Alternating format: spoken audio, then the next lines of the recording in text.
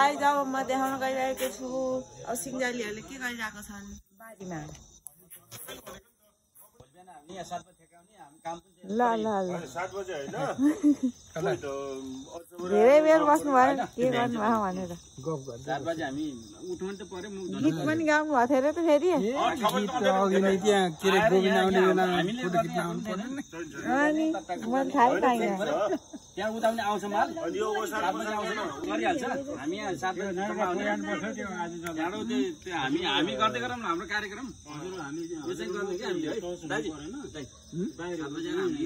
गर्नु पर्यो नि यहाँ काम त धेरै पो छ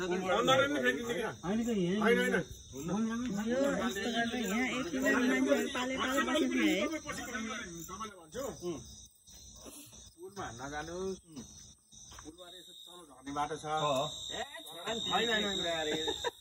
मोटरसाइकलमा झन् नजाने नारायणको बिचको पुलमा बिचमा जाने माथिबाट त्यो कहाँ भित्र तल जाने किनेर गएर त कहाँ बगाउने हुन्छ त मान्छे बगायो भने के गर्ने बिचमा नारायणको बिचमा त्यहाँ त्यो गाडी रोक्ने त्यहाँबाट त्यो ठ्याक्क त्यो बिचमा फालिदिने लान्छ अनि आउने त्यही त यहाँ त त्यो पुलचोकमा तल खाल्टामा घरहरू त्यो सबै यस्तो पानी दिएर नमस्ते गर्नु पर्दैन साला भनेर आएर बोल्नु भएको थियो त्यति बेला त उहाँलाई थाहा मेरो उसमा